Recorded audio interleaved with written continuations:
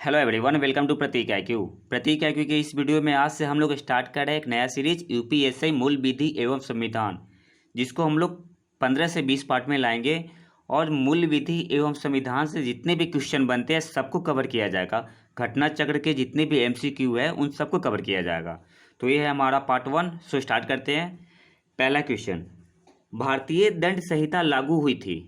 कब लागू हुई थी? आपके पास ऑप्शन है। ऑप्शन नंबर ए 6 अक्टूबर 1860 से, ऑप्शन बी है 6 दिसंबर 1860 से, ऑप्शन नंबर सी है 1 जनवरी 1861 से और ऑप्शन डी है 1 जनवरी 1862 से। तो हमारा आंसर क्या हो जाएगा यहाँ पे? ऑप्शन नंबर डी 1 जनवरी 1862 से। हुआ क्या था कि इस अधिनियम को गवर्नर जनरल की अनुमति 6 अक्टूबर 1860 में मिल गई थी, लेकिन लागू कब हुई थी? 1 जनवरी 1862 से। फिर आते हैं क्वेश्चन नंबर 2 पे। क्वेश्चन नंबर 2 क्या बोल रहा है? भारतीय दंड संहिता 1860 की धारा 1 किससे संबंधित है? भारतीय दंड संहिता 1860 की धारा 1 किससे संबंधित है? आपके पास ऑप्शन है अपराध की परिभाषा से, ऑप्शन नंबर बी है संहिता के नाम और उसके प्रवर्तन के विस्तार से, संहिता के नाम और उसके क्षेत्राधिकार से, और ऑप्शन डी क्या है? उपयुक्त में से कोई नहीं। तो हमारा आंसर क्या हो जाएगा? ऑप्शन नंबर बी संहिता के नाम और उसके प्रवर्तन के विस्तार से। अब आते हैं ऑप्शन नंबर 3 पे। मेंस रिया से क्या तात्पर्य है? आपके पास ऑप्शन है। ऑप्शन नंबर ए आशय, ऑप्शन नंबर बी ज्ञान, ऑप्शन नंबर सी हेतु, ऑप्शन नंबर डी दुराशय। तो इस क्वेश्चन को सॉल्व करने से पहले आंसर तो दिया हुआ है यहाँ पे, दुराशय होगा, बट कुछ कॉन्सेप्ट जान लेते हैं कि मेंस रिया होता क्या है। देखो, किसी भी अपराध को करने के लिए 4 एलिमेंट्स चाहिए होते हैं। किसी भी अपराध के 4 एलिमेंट होते हैं। पहला कौन होता है? मानव, इंसानी अपराध करेगा ना। दूसरा क्या होता है? आपराधिक मनोस्थिति या दुराशय, जो आंसर है हमारा, जिसको क्या बोलते हैं? मेंस रिया भी बोलते हैं। एक तीसरा क्या होता है? आपराधिक कृत्य, और चौथा क्या होता है? ऐसे आपराधिक कृत्य जिससे मानव तथा समाज को क्षति हो। तो ये जो 4 एलिमेंट होते हैं अपराध के, उसी में क्या आता है? एक मेंस रिया आता है, जिसको क्या जानते हैं? दुराशय। अब आते हैं क्वेश्चन नंबर 4 पे। क्वेश्चन नंबर 4 क्या बोल रहा है? भारतीय दंड संहिता में स्त्री शब्द द्योतक है। इसका मतलब क्या होता है? व्यक्त करने वाला। स्त्री शब्द किसको व्यक्त करता है? भारतीय दंड संहिता में स्त्री शब्द किसको व्यक्त करता है? तो ऑप्शन नंबर ए क्या है? 15 वर्ष से ऊपर आयु वाली किसी महिला का। ऑप्शन नंबर बी है 18 वर्ष से ऊपर आयु वाली किसी महिला का। ऑप्शन नंबर सी है 21 वर्ष से ऊपर आयु वाली किसी महिला का। और ऑप्शन नंबर डी क्या है? जन्मजात बालिका सहित किसी भी आयु की महिला का। तो यहाँ पे हमारा आंसर क्या हो जाएगा? Option number D. Correct answer will be option number D. अब आते हैं क्वेश्चन नंबर 5 पे। क्वेश्चन नंबर 5 क्या बोल रहा है? भारतीय दंड संहिता में शब्द स्त्री किसको व्यक्त करता है? द्योतक जिसे बोलते हैं। भारतीय दंड संहिता में शब्द स्त्री किसको व्यक्त करता है? ऑप्शन नंबर ए क्या है? वयस्क स्त्री, ऑप्शन नंबर बी क्या है? अविवाहित स्त्री, ऑप्शन नंबर सी क्या है? किसी भी आयु की स्त्री, और ऑप्शन नंबर डी है विवाहित स्त्री। तो हमारा आंसर क्या हो जाएगा यहाँ पे? Correct answer will be option number C, किसी भी आयु की स्त्री। अब आते हैं क्वेश्चन नंबर 6 पे। भारतीय दंड संहिता की किस धारा में भारत को परिभाषित किया गया है? आपके पास ऑप्शन है। ऑप्शन नंबर ए धारा 16, ऑप्शन नंबर बी धारा 17, ऑप्शन नंबर सी धारा 18, धारा 18, और ऑप्शन नंबर डी धारा 19। तो करेक्ट आंसर हमारा क्या क्या हो जाएगा यहाँ पे? धारा 18, ऑप्शन नंबर सी। अब आते हैं क्वेश्चन नंबर 7 पे। क्वेश्चन नंबर 7 क्या बोल रहा है? सामान्य आशय से संबंधित प्रावधान आईपीसी के किस धारा में दिए गए हैं? आपके पास ऑप्शन है धारा 34, धारा 149, धारा 297, और डी क्या है? धारा 316। आंसर क्या हो जाएगा? The correct answer will be option number ए धारा 34। अब आते हैं क्वेश्चन नंबर 8 पे। क्वेश्चन नंबर 8 क्या है? भारतीय दंड संहिता की धारा 34 पर प्रसिद्ध वाद है। कौन सा है? ऑप्शन नंबर ए क्या है? मैकनॉटन का वाद, ऑप्शन नंबर बी है रेक बनाम गोविंदा, ऑप्शन नंबर सी है वारिंद्र कुमार घोष बनाम एम्परर, और ऑप्शन डी क्या है? केसी मैथ्यू का वाद। तो करेक्ट आंसर क्या हो जाएगा हमारा यहाँ पे option number C, Varindra Kumar Ghosh बनाम emperor. Correct answer will be option number C. अब आते हैं क्वेश्चन नंबर 9 पे। अपराध की भाषा दी गई है। ऑप्शन नंबर ए क्या है, भारतीय दंड संहिता 1860 के अध्याय 2 में। ऑप्शन नंबर बी क्या है, दंड प्रक्रिया संहिता 1973 की धारा 2N में। ऑप्शन नंबर सी क्या है, भारतीय साक्ष्य अधिनियम 1872 की धारा 3 में। और ऑप्शन नंबर डी क्या है, उपयुक्त सभी। तो हमारा आंसर क्या हो जाएगा यहाँ पे ऑप्शन नंबर बी, दंड प्रक्रिया संहिता 1973 की धारा 2N में। अब क्वेश्चन नंबर 10 पे आते हैं। क्वेश्चन नंबर 10 क्या है, भारतीय दंड संहिता 1860 के अधीन धारा 42 में प्रयुक्त स्थानीय विधि कहाँ पर लागू होगी। ऑप्शन नंबर ए है संपूर्ण भारत पर। ऑप्शन नंबर बी है भारत के किसी विशिष्ट भाग पर। ऑप्शन नंबर सी है भारत के किसी भी भाग पर। और ऑप्शन नंबर डी है उपरोक्त में से कोई नहीं। तो यहाँ पे आंसर क्या हो जाएगा हमारा, the correct answer will be option number B, Bharat के किसी विशिष्ट भाग पर। अब आते हैं क्वेश्चन नंबर 11 पे। भारतीय दंड संहिता के अधीन कितने प्रकार के दंडों की व्यवस्था की गई है। भारतीय दंड संहिता के अधीन कितने प्रकार के दंडों की व्यवस्था की गई है। ऑप्शन ए क्या है 2, ऑप्शन बी 5 है, ऑप्शन सी 4 है, और क्या ऑप्शन डी क्या है 7 है। तो यहाँ पे करेक्ट आंसर कितना हो जाएगा 5। अब इसके बारे में थोड़ा सा जान लेते हैं।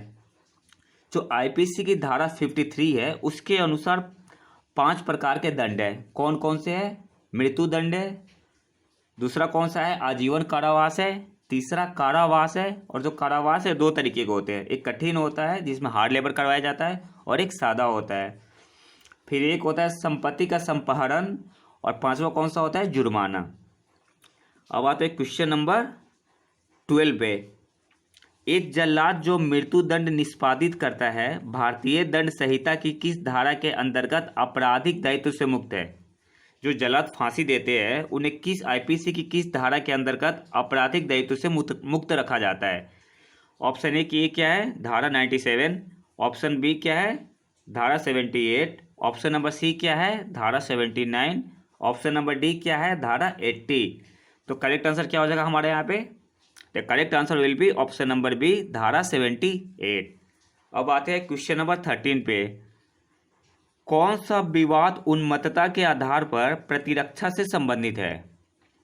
प्रतिरक्षा का मतलब बचाव से संबंधित है। आपके पास है ऑप्शन नंबर ए आर बनाम Dudley and Stephens, option number B director of public prosecution बनाम Beard, option number C McNaughton का वाद, और ऑप्शन नंबर डी क्या है आर बनाम गोविंदा। तो करेक्ट आंसर क्या हो जाएगा हमारा मैकनॉटन का वाद। अब थोड़ा सा देख लेते हैं मैकनॉटन का वाद क्या है, केस क्या था। तो एक डेनियल मैकनॉटन थे जिनका पूरा नाम क्या था डेनियल मैकनॉटन। इन्होंने एक आदमी को यह समझते हुए गोली मार दी कि वह ब्रिटिश प्रधानमंत्री रॉबर्ट पेल है। तो यही केस था। अब आते हैं क्वेश्चन नंबर 14 पे।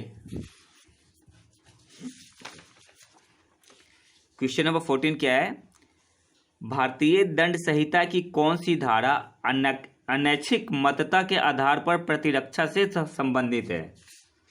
भारतीय दंड संहिता की कौन सी धारा अनैच्छिक मतता के आधार पर प्रतिरक्षा से संबंधित है। इसको क्या बोलते हैं इंटॉक्सिकेशन, इंग्लिश में इंटॉक्सिकेशन बोलते हैं। ऑप्शन ए है धारा 84, ऑप्शन बी है धारा 85, ऑप्शन सी है धारा 86 एंड ऑप्शन डी है धारा 87। तो अब समझ लेते हैं कि ये अनैच्छिक मतता होता क्या है बेसिकली। तो देखो कानून उन चीज़ों के लिए एक व्यक्ति को दंडित करने का इरादा नहीं करता है जिस चीज़ पर वह व्यक्ति संभवतः कोई नियंत्रण नहीं रख सकता था। अब क्या है कि कोई भी आदमी, जैसे सेकंड फ्लोर पे कोई आदमी है, उसका वेट है 80 kg और वो आदमी अपने छत से नीचे गिर गया, और नीचे कोई आदमी है, उस आदमी पे गिर गया और वो आदमी मर गया, तो क्या उस पर केस लगेगा मृत्युदंड का। तो धारा 85 है ना, वो इसी से बचाती है, क्योंकि जब वो गिरा तो उसके हाथ में, उसके अधिकार में कुछ भी नहीं था, उसके नियंत्रण में कुछ था ही नहीं। तो कौन सी धारा बचाती है, धारा 85। अब आते हैं क्वेश्चन नंबर 15 पे। निम्नलिखित कार्यों में से किसके द्वारा दुष्प्रेरण का अपराध किया जा सकता है। आपके पास ऑप्शन ए है षड्यंत्र, ऑप्शन बी है तैयारी, ऑप्शन सी है धमकी, ऑप्शन डी है प्रयत्न। तो आंसर क्या हो जाएगा यहाँ पे? ऑप्शन नंबर ए षड्यंत्र। अब इसके बारे में थोड़ा सा जान लेते हैं। आईपीसी की धारा 107 के अधीन दुष्प्रेरण का अपराध 3 तरीकों से किया जा सकता है। आईपीसी की धारा 107 में मेंशन है कि दुष्प्रेरण का अपराध 3 तरीकों से किया जा सकता है। कौन सा होता है? एक तो होता है उकसाने से, दूसरा षड्यंत्र द्वारा, और तीसरा सहायता द्वारा। कौन से 3 होते हैं? उकसाने द्वारा, षड्यंत्र द्वारा और सहायता द्वारा। तो हमारा आंसर क्या हो जाएगा यहाँ पे? ऑप्शन नंबर ए षड्यंत्र द्वारा। अब आते हैं क्वेश्चन नंबर 16 पे। भारतीय दंड संहिता के किस प्रावधान में आपराधिक षड्यंत्र के लिए दंड दिया गया है?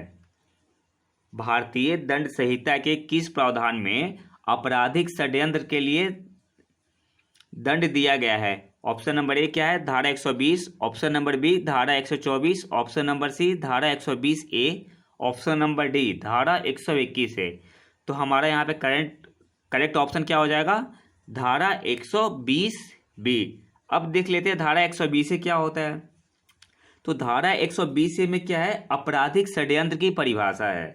धारा 120 में क्या है? आपराधिक षड्यंत्र की परिभाषा है।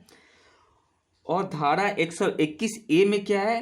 तो धारा 121 ए में भारत सरकार के विरुद्ध युद्ध करने के दंडनीय अपराधों को करने का षड्यंत्र है। धारा 121 ए में क्या है? भारत सरकार के विरुद्ध युद्ध करने के दंडनीय अपराधों को करने का षड्यंत्र है। और धारा 124 में क्या है? धारा 124 में राष्ट्रपति, राज्यपाल पर हमले को दंडनीय बताया गया है। धारा 124 में राष्ट्रपति, राज्यपाल आदि को इन पर हमले को दंडनीय बताया गया है। अब आते हैं क्वेश्चन नंबर 17 पे। नीतीश ने अपने एक प्रकाशित लेख में उत्तर प्रदेश सरकार के विरुद्ध नफरत एवं मानहानि को फैलाया है। उसे निम्न अपराध के लिए दंडित किया जा सकता है। ऑप्शन ए है युद्ध फैलाने के लिए, ऑप्शन बी है दुष्प्रेरण के लिए, ऑप्शन सी है राजद्रोह के लिए, और ऑप्शन डी है उपयुक्त में से कोई नहीं। तो हमारा करेक्ट आंसर क्या हो जाएगा? राजद्रोह के लिए, जो कि आईपीसी की धारा 124 क के अंदर आता है। राजद्रोह किस में आता है? आईपीसी की धारा 124 क। अब आते हैं क्वेश्चन नंबर 18 पे। विधि विरुद्ध जमाव के लिए कम से कम कितने व्यक्ति आवश्यक होते हैं? अब क्या विधि विरुद्ध जमाव होता क्या है? तो एक गैर कानूनी सभा है जहाँ पे जानबूझकर शांति भंग करने की कोशिश की जाती है। और विधि विरुद्ध जमाव को कैसे परिभाषित किया गया है? तो जहाँ पे 5 या 5 से अधिक लोग एक साथ जमा हो, तो उसे क्या बोलते हैं? विधि विरुद्ध जमाव या गैर कानूनी सभा। तो इसमें कम से कम कितने व्यक्ति आवश्यक होते हैं? तो आपका आंसर क्या हो जाएगा? ऑप्शन नंबर बी 5 व्यक्ति आवश्यक होते हैं। बलवा के दोषी व्यक्ति को कितने वर्ष के कारावास से दंडित किया जा सकता है? आपके पास ऑप्शन ए 6 माह, ऑप्शन बी 2 वर्ष, ऑप्शन सी 3 वर्ष, ऑप्शन डी केवल जुर्माना द्वारा। पहले तो सोच लेते बलवा होता क्या है। तो जहां 5 या 5 से अधिक व्यक्ति मारपीट की घटना को अंजाम देते हैं वो बलवा के अंतर्गत आता है। जहां पे 5 या 5 से अधिक व्यक्ति मारपीट की घटना को अंजाम देते हैं वो बलवा के अंतर्गत आता है। तो हमारा आंसर, और यहाँ पे हमारा आंसर क्या हो जाएगा? और उनको 2 साल की सजा होती है। तो बलवा के दोषी व्यक्ति को कितने वर्ष के कारावास से दंडित किया जा सकता है? 2 ईयर। अब आते हैं क्वेश्चन नंबर 20 पे। सामान्य उद्देश्य को अग्रसर करने के लिए कम से कम कितने व्यक्ति होने चाहिए? ऑप्शन नंबर ए क्या है? 2, option number B 4, option number C 5, option number D क्या है? 10। तो हमारा करेक्ट आंसर क्या हो जाएगा यहाँ पे? ऑप्शन नंबर सी 5 व्यक्ति कम से कम होने चाहिए। तो ये था हमारा यूपीएससी मूल विधि एवं संविधान पार्ट 1। अगर वीडियो पसंद है तो लाइक करें और चैनल को सब्सक्राइब जरूर कर ले। मिलते हैं नए वीडियो में नए टॉपिक के साथ। तब तक के लिए नमस्कार, जय हिंद।